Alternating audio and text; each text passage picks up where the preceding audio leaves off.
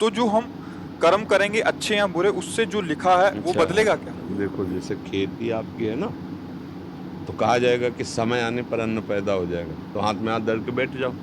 उसको निकाओ मत, उसमें उर्वरक मत डालो, उसकी सुरक्षा मत करो, तो समय आने पर भूसा भी हाथ नहीं लगेगा, आने की तो बात है। तो लगाना उसमें कर्म, समय आने पर हो जाएगा, पर कब, संभाल करो। अच्छा, जो पीछे हमने कर्म किए हैं, कुछ अच्छे कर्म हुए, कुछ बुरे कर्म हुए, अब उनका फल आ रहा है, तो अब हमको ऐसे कर्म का ज्ञान हो जो अच्छे बुरे दोनों को मिटा दे। ऐसा कर्म केवल भगवान का भजन ही है, जिसे कर्म योग कहते हैं। सबसे बड़ा योग क्या है? तेषाम सतत युक्तानाम भजताम प्रीति पूर्वकम ददामि बुद्धि योगम तम येन माम उपयांति ते। राधा राधा कृष्ण कृष्ण, जो नाम गुरुदेव ने दिया है वो नाम प्यार से प्रीति पूर्वकम, सततम निरंतर, भजताम प्रीति पूर्वकम, स्वाद ले लेकर के, राधा प्रीति पूर्वक, ये सब कर्म संस्कारों को भस्म कर देगा।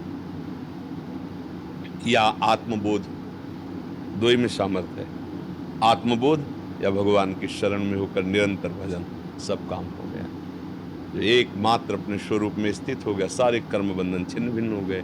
या एकमात्र आत्मस्वरूप भगवान का आश्रय लेकर निरंतर संसार के चिंतन को छोड़कर भगवत चिंतन परायण, सब काम करते हुए भी, सब कार्य करते हुए दिव्यता आ जाएगी। दिव्यता मतलब जो भी महापुरुषों के चरित्र पढ़े जाते हैं, वो इसीलिए पढ़े जाते हैं कि हम ऐसी स्थिति में भी भगवान का भजन कर सकते हैं।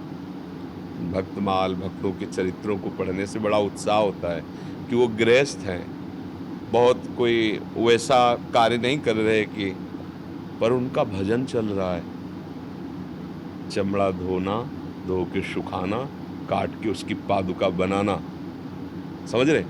और जिससे चमड़ा धो रहे हैं वो कठोता बहुत बड़ा है, और निरंतर राम राम राम राम राम अंदर चल रहा है, सब सारे कार्य हो रहे हैं।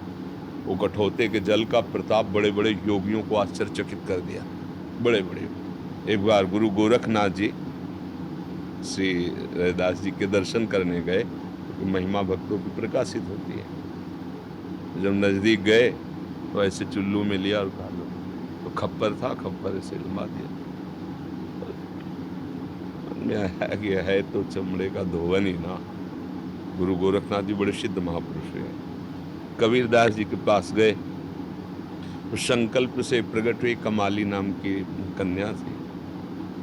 तो गोरखनाथ जी की दृष्टि को देख के कहा कि हमें प्रसाद देंगे ये? हाँ ले लो। गोरखनाथ जी अपना पात्र मार दिए। जब उनका ब्याह हुआ, तो जिस क्षेत्र में ब्याह हुआ, तो गोरखनाथ जी वहां गए भिक्षा के लिए। बड़े चमत्कारिक महापुरुष थे। भिक्षाम दे, उसका आओ महाराज जो चाहोगे पवा देंगे। उनका खप्पर तो भर नहीं सकते, पवाने की बात क्या है, भरो खप्पर। अब कुंतलों अनाज डाल दो, खप्पर भरेगा ही नहीं। बड़ा आश्चर्यचकित जब उनके घर वाले बताए जाके कि एक ऐसे योगी आए, तो उनका हम चलते हैं, एक मुट्ठी ऐसे अनाज लिया और गए खप्पर में डाला, तो बाहर निकल पड़ा खप्पर से। तो बोले ये सिद्धि कैसी? बोले उसी कठौते के जल का प्रताप है कि मैं आगे और पीछे की सब वर्तमान की सब सिद्धियों को आपकी जानती हूँ, और हर सिद्धि का उत्तर देने के अंदर मेरे सामर्थ्य सिर्फ उस महापुरुष के उसी कठौते के जल से जो आपने मुझे पिलाया था। व्यवहार में और परमार्थ में कैसी ऊंचाई स्थिति है, क्या है? भगवान का मधुर मधुर नाम जप कर रहे हैं, अपनी सेवा कर रहे हैं। गृहस्थ में हो, हल जोतना, व्यापार करना, नौकरी करना, बहुत से ऐसे कार्य हैं, तो क्या राम राम कृष्ण कृष्ण हरि हरि राधा राधा बोलते हुए नहीं हो सकता? अभ्यास करो। जब युद्ध हो सकता है तो भजन भी हो सकता है। भगवान ने तो युद्ध के लिए कहा, मामनुष्मर युद्ध से, सब मंगल हो जाएगा, सब आनंद। पर हम लोग आनंद चाहते विषयों में है ना, सत्य वस्तु की खोज नहीं हो पा रही है। विषयों में हम असत आनंद को सत मानकर जीवन पूरा खो देते हैं। जी। हरीश पंत जी दिल्ली से।